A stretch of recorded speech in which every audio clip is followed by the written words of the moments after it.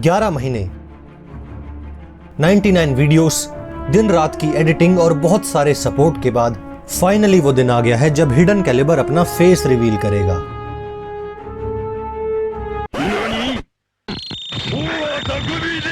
Okay, I know ये थोड़ा ज्यादा हो गया। Welcome guys, welcome to the first and official Q&A video of your own Hidden Caliber। I guess कि आप इस Q&A के लिए पिछले 6 दिनों से वेट कर रहे थे। That's why चलिए आपके इस लॉन्ग वेट को डिस्ट्रॉय करते हुए और अब इसके आगे बिना देरी किए सीधे जंप करते हैं अमेजिंग क्वेश्चंस के ऑसम आंसर्स पे। Check this out।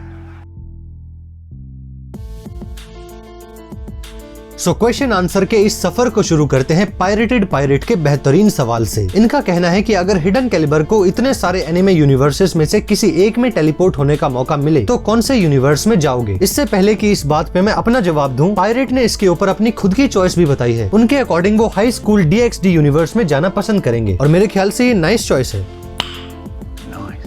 और अब रही बात मेरी, तो ऐसा कोई एनिमे यूनिवर्स नहीं है जहां पे मैं जाना चाहूंगा। मुझे अपना ये जो करंट यूनिवर्स है ये बहुत ही ज्यादा पसंद है, बट फिर भी अगर चॉइस मिले तो वन पीस का एडवेंचरस यूनिवर्स मेरी टॉप प्रायोरिटी पे होगा। क्वेश्चन नंबर 2 है cracking Guru from Dhanbad Wasseypur की तरफ से। भाई क्या तुमने कभी एनिमे से रिलेटेड गेम्स खेले हैं, जैसे कि अटैक ऑन टाइटन या फिर one piece? First of all तो मैंने एनिमे से रिलेटेड वीडियो गेम्स खेले हैं, लेकिन अगर कैटेगरी या फिर जॉनरास की बात करें तो मैंने most of the games fighting genre के ही खेले हैं, जिनके अंदर for example jump force and dragon ball Xenoverse जैसे गेम्स हैं। और किसी भी एनिमे रिलेटेड वीडियो गेम की तरह अपनी पावर और स्पीड बढ़ाते हुए चलिए चलते हैं नेक्स्ट क्वेश्चन की तरफ। रौनक यादव फ्रॉम रायगढ़ छत्तीसगढ़ का ये सवाल है कि how do you right your script and what point do you keep in mind while writing? Well you know this is a kind of question I can't answer in just few lines. इस question को ढंग से समझाने के लिए इसके ऊपर एक डिटेल वीडियो की जरूरत है, एंड अगर सब कुछ सही रहा तो जल्द ही इस पे भी एक न्यू वीडियो आएगी। Until then thank you for your questions and please keep waiting. रामकृष्ण.B_007 फ्रॉम डोंबिवली का पूछना है, tell about your YouTube journey and up downs in your channel. यार अब देखो, अप डाउन्स तो इतने नहीं है क्योंकि हिडन कैलिबर को बनाए अभी ज्यादा टाइम नहीं हुआ है, एंड थैंकफुली अब तक आप सभी के सपोर्ट की वजह से अब तक तो सब कुछ ठीक ही चल रहा है। देखने वाली बात तो ये होगी कि कल क्या होता है। And here comes the meme experts mass creation. पहले तो भाई ने पूछा है कि मैं कितने साल का हूँ। आई एम रियली सॉरी भाई, लेकिन अभी इस इन्फॉर्मेशन को रिवील करने का सही टाइम नहीं आया है। कुछ वक्त और काम करने दो, थोड़े प्लान्स को और ज्यादा शेप्स में आने दो, उसके बाद सब रिवील हो जाएगा। और रही बात एनिमेशन फील्ड में एंटर करने की, तो 4 ईयर स्टडीज को मिलाकर प्रीवियस ईयर्स की प्लानिंग को ऐड करें तो मेरे ख्याल से एनिमेशन फील्ड में इन्फॉर्मेशन गेन करते हुए अराउंड 5 या 6 साल हो गए हैं। इसके बाद आते हैं स्टेट के ऊपर, तो ब्रो मैं न्यू दिल्ली स्टेट से हूँ। मैस क्रिएशन एक बहुत ही अमेजिंग क्रिएटर्स का ग्रुप है, एंड ये जो आखिरी वाला क्वेश्चन है,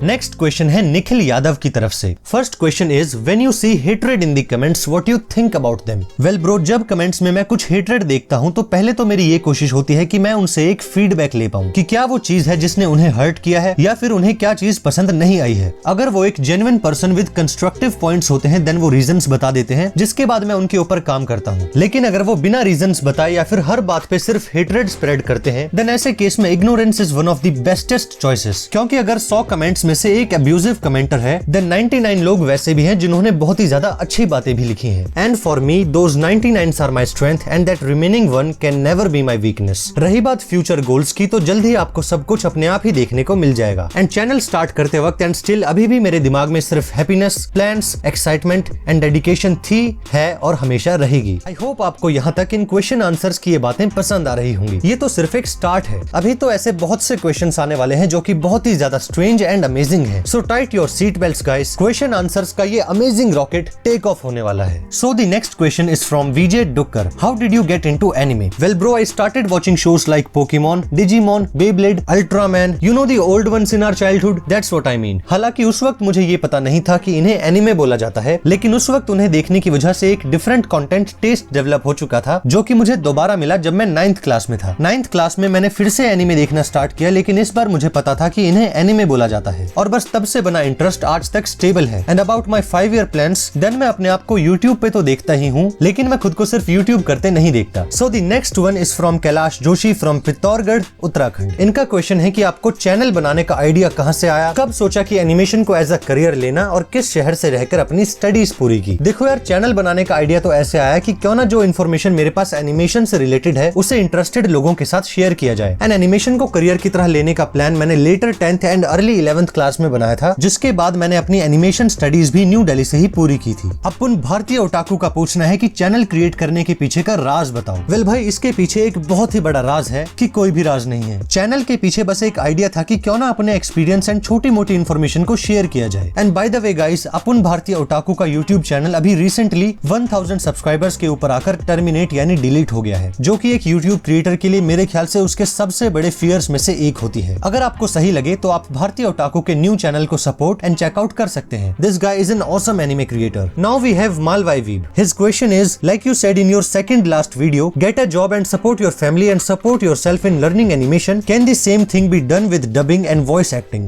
Well, of course bro. Financial stability एक ऐसी चीज है जिसके होने से option and opportunity easy to access हो जाती है। And for doing almost anything on a good level, you need a good level of financial stability as well. किसी भी चीज को स्टार्ट करने या फिर सीखने के लिए इतनी ज्यादा इन्वेस्टमेंट नहीं चाहिए, बट प्रोफेशनल लेवल पे उस चीज के ऊपर वर्क करने के लिए money is very important. Amog Sameer, I am sorry अगर मैंने ये नेम गलत प्रोनाउंस किया हो तो। वेल, इनका क्वेश्चन है कि do you have plans on entering the anime making business as you have been studying animation? First of all, really amazing question, and for the answer I do have plans to work on this, but not like you have mentioned here. Time के साथ साथ plans and उनके results अपने आप ही आपके सामने आ जाएंगे। अब मैं जिस क्वेश्चन को लाने वाला हूँ, ये अब तक के सबसे ज्यादा आस्क्ड क्वेश्चंस में से एक है। ये क्वेश्चन लिखा है प्रणव कांत त्रिपाठी ने। फर्स्ट क्वेश्चन है कि अपनी वाइफू का नाम बताओ। तो ब्रो, बात ऐसी है कि आई डोंट हैव वन। मैं एनिमे को as a mode of art, entertainment, story and creativity की तरह से देखता हूँ और एडमायर करता हूँ, लेकिन मैं कभी भी इस तरह से एनिमे के अंदर नहीं घुसा कि इतनी डीप फैंटेसीज में जाऊं। और रही बात कि why am I so serious, देखिए इसके पीछे जो मेन रीजन है वो है type of content I am producing. Hidden calibre channel पे जो वीडियोस आती हैं वो थोड़ी सी important information like jobs, industry, business, इस तरह के टॉपिक्स के ऊपर होती हैं। एंड मुझे ये पता नहीं लगता कि इस तरह के कंटेंट में जोक्स का क्या काम है। ऐसा नहीं है कि मैं जोक्स क्रैक नहीं कर सकता या फिर मुझे मीम्स एडिटिंग में इंटरेस्ट नहीं है, लेकिन बात बस वही है कि कुछ वीडियोस की सीरियसनेस एंड उसकी इंफॉर्मेशन के इम्पैक्ट को मेंटेन रखने के लिए उनमें जोक्स क्रैक नहीं कर सकते। आई एम श्योर जोक्स के लिए आपको मुझसे बहुत ही ज्यादा ऑसम क्रिएटर्स मिल जाएंगे, इसीलिए मेरा मेन फोकस ह्यूमर से ज्यादा more researched and well prepared videos पे होता है। और आंसर के एंड में यही बोलूंगा कि I am not serious, I am just trying to go with the flow of my content. So the next question is from Jester103.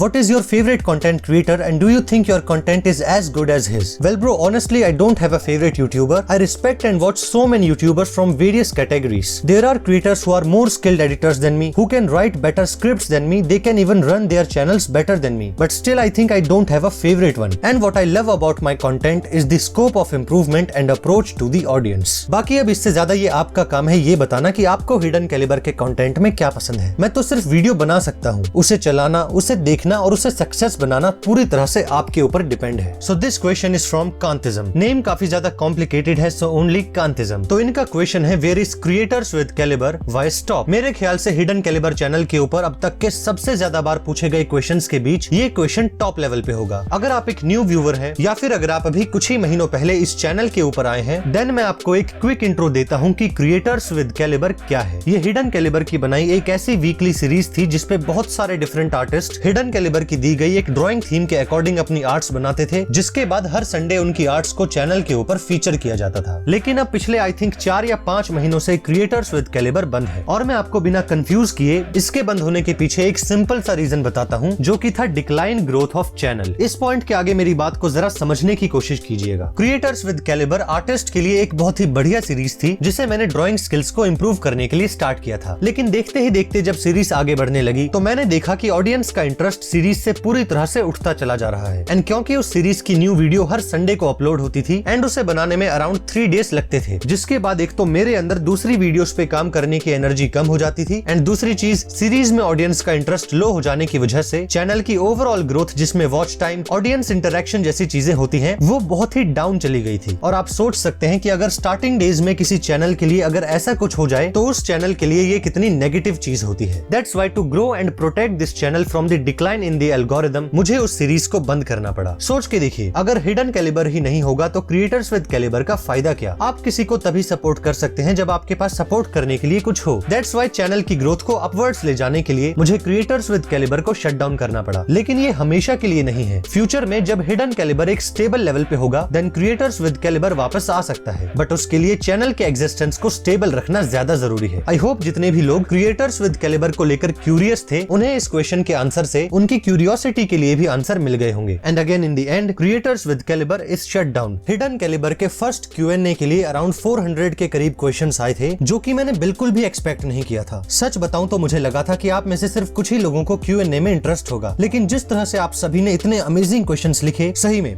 Respect from the depths of my heart, and I am really sorry उन लोगों को जिनके questions video में नहीं आ पाए। I hope आप इस बात को समझेंगे कि बहुत से क्वेश्चन सिमिलर टाइप्स के थे। दूसरी बात, सारे के सारे 400 के करीब क्वेश्चंस को वीडियो में लेना पॉसिबल नहीं था, एंड बहुत से क्वेश्चंस इतने कॉम्प्लेक्स थे कि उन्हें सिर्फ कुछ लाइंस में आंसर नहीं किया जा सकता था। दैट्स व्हाई उनमें से कुछ क्वेश्चंस को मैंने टू डू लिस्ट में ऐड कर लिया है, एंड जल्द ही मैं अपनी तरफ से ये पूरी कोशिश करूंगा कि उन क्वेश्चंस के ऊपर एक डिटेल वीडियो लेकर आ पाऊं। तब तक के लिए take care of yourself, stay home, stay safe and stay calibre. इसके साथ ही वीडियो को यहाँ तक देखने के लिए आप सभी को दिल से thank you and thank you so much. Channel content and video quality अगर आपको सच में पसंद आई है, देन प्लीज एक बार हिडन कैलिबर चैनल को सारा पकड़ा है करने के बारे में जरूर सोचिएगा।